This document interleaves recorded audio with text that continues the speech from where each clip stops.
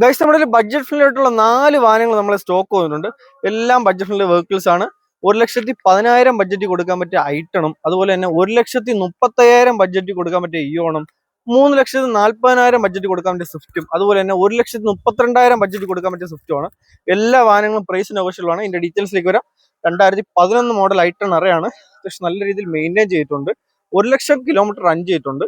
വേറെ കംപ്ലൈൻസോ കാര്യങ്ങളോ ഒന്നുമില്ല. 1,00,000 സർവീസ് കാര്യങ്ങളും ചെയ്ത വെഹിക്കിളാണ്. മെക്കാനിക്കൽ സൈഡ് ആയാലും സസ്പെൻഷൻ ഭാഗത്താണ് ഒരു മൈന്യൂട്ട് കംപ്ലൈന്റ് പോലും എടുത്തു പറയില്ല. അത്രയും നീറ്റ് ആൻഡ് ക്വാളിറ്റിയായിട്ട് മെയിൻറ്റെയിൻ ചെയ്തിട്ടുള്ള വെഹിക്കിളാണ്. നിങ്ങൾ വണ്ടി ഓടിച്ച് നോക്കി അറിയാൻ പറ്റും.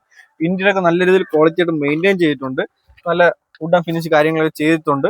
അപ്പോൾ ഇന്ത്യയുടെ ഭാഗത്ത് വേറെ എടുത്തു പറയാൻ പറ്റിയ അപാകതകൾ കാര്യങ്ങളൊന്നും അത്യാവശ്യം നീറ്റ് ആൻഡ് ക്വാളിറ്റി ഉള്ള വെഹിക്കിളാണ്. KL 24 രജിസ്ട്രേഷനിൽ വരുന്ന വെഹിക്കിളാണ്. അപ്പൊ അടുത്ത വാഹനം വരുന്നത് 2012 മോഡൽ ഇയോൺ ആണ്. നല്ല നീറ്റ് ആൻഡ് ക്വാളിറ്റി ആയിട്ട് മെയിൻറ്റെയിൻ ചെയ്തിട്ടുണ്ട്.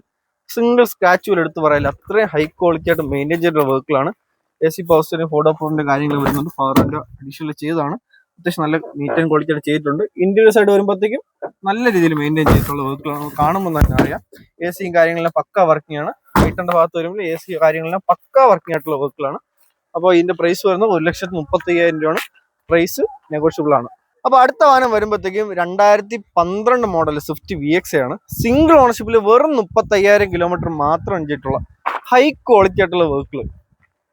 ഓണർ നല്ല രീതിയിൽ മെയിൻറ്റെയിൻ ചെയ്തിട്ടുള്ള വെഹിക്കിളാണ്. നമുക്ക് വണ്ടി ഓടിക്കുമ്പോൾ തന്നെ അറിയാം. ഇന്റീരിയർ ഭാഗമായാലും എക്സ്റ്റീരിയർ ഭാഗമായാലും നല്ല രീതിയിൽ മെയിൻറ്റെയിൻ ചെയ്തിട്ടുണ്ട്. അപ്പൊ ഇതാണ് വാഹനത്തിന്റെ ഔട്ട്ലുക്ക്. അപ്പൊ അടുത്ത് വരുന്നത് 2009 മോഡൽ സ്വിഫ്റ്റ് VX ആണ്. 2029 ലാസ്റ്റ് വരെ പേപ്പർ ഭാഗങ്ങളെല്ലാം ഫിറ്റ് ആയിട്ടുള്ള വെഹിക്കിളാണ്. ചെറിയ സ്ക്രാച്ച് കാര്യങ്ങളുണ്ട്, അതൊക്കെ റെക്ടിഫൈ ചെയ്ത് തരുന്നതാണ്. ഇന്ത്യയിൽ വരുമ്പോഴത്തേക്ക് AC പവർ സ്റ്റിയറിംഗ്, ഫോർഡ് പവറിന്റെ കാര്യങ്ങളെല്ലാം വരുന്ന വെഹിക്കിളാണ്. അത്യാവശ്യം നല്ല രീതിയിൽ നീറ്റ് ആൻഡ് ക്വാളിറ്റി ആയിട്ട് ഇന്ത്യയിലൊക്കെ മെയിൻറ്റെയിൻ ചെയ്തിട്ടുണ്ട്. സീറ്റ് കവർ കാര്യങ്ങളൊക്കെ ചെയ്തിട്ടുണ്ട്.